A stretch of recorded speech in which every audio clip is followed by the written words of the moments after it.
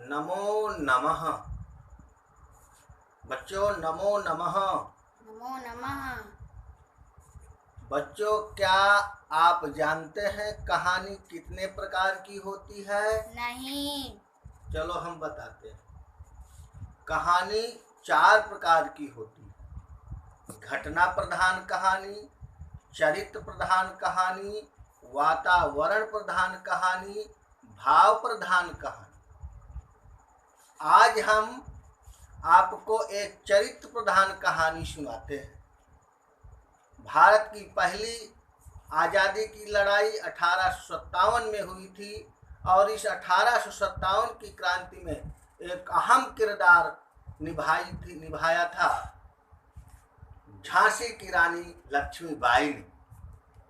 झांसी की रानी लक्ष्मीबाई सन 1857 के प्रथम भारतीय स्वतंत्रता संग्राम की वीरांगना थी। उनका जन्म वाराणसी के भदैनी नगर में 19 नवंबर 1835 को हुआ था। रानी लक्ष्मीबाई के बचपन का नाम मणिकर्णिका था और प्यार से उन्हें मनु कहकर लोग बुलाते थे। माता का नाम भागीरथी बाई, पिता का नाम मोरोपंत तांबे था। लक्ष्मीबाई के पिता मोरोपंत तांबे मराठा बाजीराव की सेवा में ही रहा करते थे। मनु की उम्र जब केवल 4 साल की थी तो उनकी माता का देहांत हो गया। अब मनु की देखभाल करने वाला घर में कोई न था, इसलिए उसके पिता मोरोपंत मनु को 4 वर्ष की उम्र में ही राज दरबार में ले जाने लगे। मनु ने बचपन से ही शास्त्रों और शस्त्र की भी उसने शिक्षा ग्रहण किया। 1842 ईस्वी में महज 7 साल की उम्र में मनु का विवाह कर दिया गया और मनु का विवाह झांसी के राजा, जो मराठा शासित राजा था, गंगाधर राव के साथ हो गया। गंगाधर राव का एकमात्र पुत्र पैदा हुआ जो 4 माह की अवधि में ही वो खत्म हो गया। 1853 में राजा गंगाधर राव का स्वास्थ्य बहुत खराब होने लगा और इस कारण से उन्हें ये कहा गया कि तुम कोई पुत्र गोद में ले लो। दामोदर राव को दत्तक पुत्र के रूप में गोद में लिया गया और इस प्रकार जब अंग्रेजों को इस बात का पता चला तो अंग्रेजों ने एक चाल चली और अंग्रेजों ने कहा कि हम दत्तक पुत्र को झांसी राज्य का उत्तराधिकारी स्वीकार नहीं करेंगे। और लाल डलहौजी ने झांसी की बदकिस्मती का फायदा उठाते हुए झांसी राज्य पर आक्रमण कर दिया और रानी को 60,000 सालाना पेंशन और झांसी का किला खाली कर देने के लिए कहा गया। लेकिन झांसी की रानी ने उनकी जो सालाना पेंशन थी उसको लेने के लिए उसने मना कर दिया और रानी जाकर के महल में रहने लगी। इस प्रकार से यह प्रथम स्वतंत्रता स्वाधीनता का ये एक ज्वाला एक तरह से असंतुष्ट राजाओं में फैलने लगा।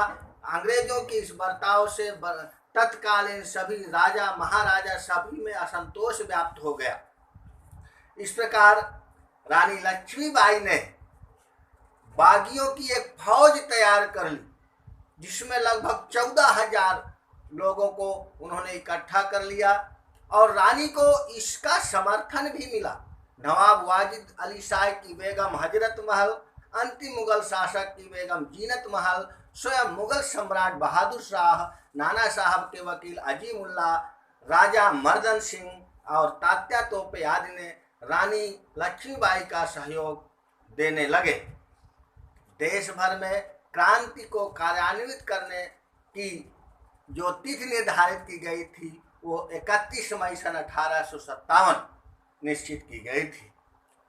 पहली बार जब अंग्रेजों से रानी लक्ष्मीबाई का युद्ध हुआ तो रानी लक्ष्मीबाई के युद्ध में अंग्रेज सेना के छक्के छुटा दिए रानी लक्ष्मीबाई ने। रानी लक्ष्मीबाई का एक सेनापति था गुलाम गौस खां। इन्होंने तोपों से इतने तोप दागे कि अंग्रेजी सेना भाग गई। 7 दिन तक रानी लक्ष्मीबाई अंग्रेजों से युद्ध करती रही और अपने 4 वर्षीय दत्तक पुत्र दामोदर राव को अपनी पीठ में बांधकर युद्ध करती रही। उसका घोड़ा घायल हो गया और वीर गति को प्राप्त हो गया। इस तरह से रानी फिर वहां से जाकर कालपी गई। वहां नाना साहब और तात्या तोपे का सहयोग लिया। इस तरह धीरे धीरे उन्होंने ग्वालियर के किले पर कब्जा किया, आक्रमण कर दिया।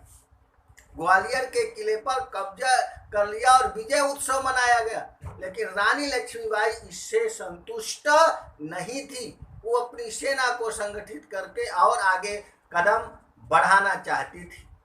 अंग्रेज रानी का पीछा कर रहे थे। अंग्रेज शासक सर ह्यूरोज अपनी सेना को रानी के पीछे लगाए हुए था। इस तरह धीरे धीरे अंततः उन्होंने यानी अंग्रेजों ने ग्वालियर पर फिर आक्रमण कर दिया और रानी लक्ष्मीबाई बड़ी वीरता पूर्वक अंग्रेजों से लोहा लेती रही। अंग्रेजों के सामने युद्ध में डटी रही। रानी लक्ष्मीबाई ने इस युद्ध में दुश्मन से हार नहीं मानी।